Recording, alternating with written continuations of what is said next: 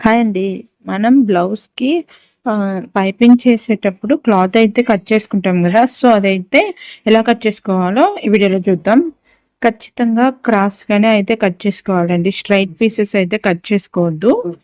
వీడియోలో చూపిస్తున్న విధంగా స్కేల్ విడ్త్‌తో అంటే ఇదొచ్చేసి 1.5 ఇంచ్ అయితే ఉంది విడ్త్. సో, 1.5 ఇంచ్ వరకు కూడా కట్ చేసుకోవచ్చు. ఇలా అయితే లైన్స్ వేసుకున్న తర్వాత ఇలా క్రాస్‌గా అయితే కట్ చేసుకోవాలి.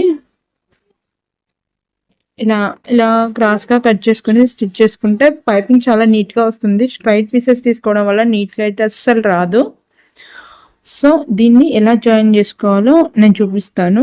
నార్మల్‌గా అయితే 2 పక్క పక్కన పెట్టి స్టిచ్ చేస్తూ ఉంటారు. ఎలా అంటే చూడండి ఇలా అయితే స్టిచ్ చేస్తూ ఉంటారు. కానీ ఇలా అయితే చేయకూడదు. ఇలా అయితే పెట్టాలి.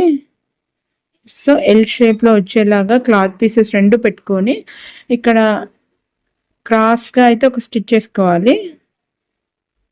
సో, ఇట్లా స్టిచ్ చేసుకున్న తర్వాత ఎక్స్‌ట్రా పీస్ మొత్తం కట్ చేసుకుంటే ఇలా వస్తుంది క్లాత్. సో, మిగతావి కూడా ఇలాగే స్టిచ్ చేసుకోవాలి. క్లాత్ పీసెస్ అన్నీ స్టిచ్ చేసుకున్న తర్వాత మనం పైపింగ్ వేసుకోవాలి. వీడియో నచ్చితే లైక్ చేసి, షేర్ చేసి, సబ్స్క్రైబ్ చేసుకోండి.